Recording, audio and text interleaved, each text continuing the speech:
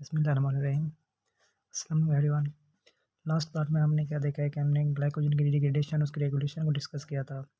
इस पार्ट में हम ग्लाइकोजन स्टोरेज डिजीज़ेज देखेंगे, जो सबसे मोस्ट इम्पोर्टेंट है, सिर्फ वही देखेंगे। इसमें सबसे पहले आती है हमारे पास बोन जर्कीज़ डिजीज़। हम डेफिशिएंट की बात करें तो अगर हमारे पास ग्लूकोज 6 फास्फेटेज ये डेफिशिएंट है तो उसको हम रखते हैं टाइप 1A कैटेगरी में। अगर हमारे पास glucose 6 phosphate translocase enzyme deficient है तो उसको हम रखते हैं टाइप 1B कैटेगरी में। और अर्गन की बात की जाए तो ये मेनली इफेक्ट करती है लिवर और किडनी को इफेक्ट करती है हमारे पास। और सिम्टम्स की बात की जाए तो सिम्टम्स उसमें कौन कौन से देखने को मिलती हैं? फैटी लिवर, हेपेटो और रीनोमेगाली सॉरी। इसके अलावा लैक्टिक एसिडोसिस, फास्टिंग हाइपोग्लाइसीमिया और जो मोस्ट इंपॉर्टेंट है वो हमारे पास हाइपरयूरिसीमिया। इसके हम काज भी देखेंगे ये क्यों होती है हाइपरयूरिसीमिया। इसके अलावा इम्पेयर्ड ग्रोथ और बोन थिनिंग। देख लेते हैं हमारे पास हाइपरयूरिसीमिया क्यों काज करा रही है। ये देखें, जब हमारे पास ग्लूकोज 6 फास्फेटेज की डेफिशिएंसी होगी ना, तो हमारे पास जो ग्लूकोज 6 फास्फेट बनेगा ना, ये किस में कन्वर्ट हो जाएगा? ये चला जाएगा आके HMP शंट के अंदर। ये हम बाद में डिस्कस भी करेंगे। HMP शंट का जो हमारे पास प्रोडक्ट होता है ना, वो होता है हमारे पास राइबोज 5 फास्फेट। तो हमारे पास राइबोज 5 फास्फेट की सिंथेसिस बढ़ जाएगी ना, इसकी फास्फोरिलेशन से हमारे पास बनता है PRPP, जो हमारे पास निमोनिक्स है फास्फोर हाइपोसाइल पायरोफास्फेट के लिए। जब PRPP की सिंथेसिस बढ़ जाएगी ना, ये आगे प्रमोट करते हैं प्यूरिन मेटाबॉलिज्म की सिंथेसिस को।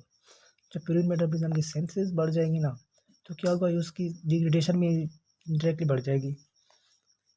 प्यूरिन की डिग्रेडेशन से हमारे पास जो एंड प्रोडक्ट है वो हमारे पास है यूरिक एसिड। इसका मतलब प्यूरिन की डिग्रेडेशन से जब यूरिक एसिड लेवल बढ़ेगा तब हमारे पास आएगी हाइपरयूरिसीमिया। फिर से देख लेते हैं, हमारे पास ग्लूकोज 6 फास्फेट गया HMP शंट में। HMP शंट से हमारे पास प्रोडक्ट बनता है राइबोज 5 फास्फेट। राइबोज 5 फास्फेट की फास्फोराइलेशन से हमारे पास बनता है PRPP। PRPP से बनता है हमारे पास प्यूरिन। जब प्यूरिन की सेंसेस बढ़ जाएगी तो उसकी डिग्रेडेशन भी बढ़ जाएगी। उसकी डिग्रेडेशन से हमारे पास जो प्रोडक्ट होता है वो होता है हमारे पास यूरिक एसिड। तो यूरिक एसिड का लेवल बढ़ जाएगा और हाइपरयूरिसीमिया काज कर देगा। ये हमारे पास बोन जर्कीज़ डिजीज़ में हाइपरयूरिसीमिया की काज जो कि पूछी भी जाती है, मोस्ट इंपॉर्टेंट है ये। इसके ट्रीटमेंट की बात की जाए तो हमारे पास ये क्या होता है कि देखो ना, रात को ग्लूकोज कंटेनिंग फूड लेनी चाहिए। इसके अलावा बंदे को रेगुलरली क्या करना चाहिए? अनकुक्ड कोल्ड स्टार्च का यूज़ करना चाहिए। दूसरी हमारे पास डिजीज़ आ जाती है हमारे पास पॉम्प डिजीज़। इसमें एंजाइम डेफिशिएंसी की बात की जाए तो हमारे पास लाइसोसोमल अल्फा 1,4 ग्लूकोसाइडेज डेफिशिएंसी होती है। ये हमारे पास मेनली हार्ट, लिवर और मसल को अफेक्ट करता है। सिम्टम्स की बात की जाए तो सिम्टम्स कौन कौन से देखने को मिलेंगी? इसमें हमारे पास जो ब्लड शुगर लेवल है वो ऑलमोस्ट नॉर्मल ही रहता है।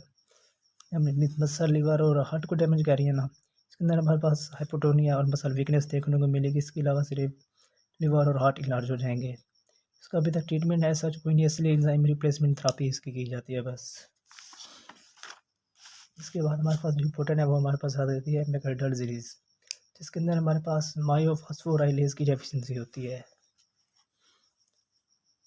जैसे ही हमने पैसे बोले कि मायोफॉस्फोराइलेज ये किसके लिए होता है? हमारे पास मसल ग्लाइकोजन फास्फोराइलेज का दूसरा नाम है। इसलिए मसल को मेनली इफेक्ट कर रही होती है, स्केलेटल मसल को। इसके अंदर क्या होगा? हमारे पास मसल के अंदर ना ग्लाइकोजन का लेवल है जो मोस्टली हमारे पास होता है 400 ग्राम, वो बढ़ जाएगा, यानी 400 से भी ज़्यादा चला जाएगा। लेकिन उसकी स्ट्रक्चर है ना वो नॉर्मल रहेगी। लेकिन अब इसका लेवल बढ़ गया ना, ये क्या करेगी? हमारे पास मसल वीकनेस करा देगी और क्रैम्पिंग करा देगी आफ्टर एक्सरसाइज। एक बात नोट करने वाले है कि इसके अंदर ना हमारे पास लैक्टेट प्रोड्यूस नहीं होगा आफ्टर स्टीन एक्सरसाइज।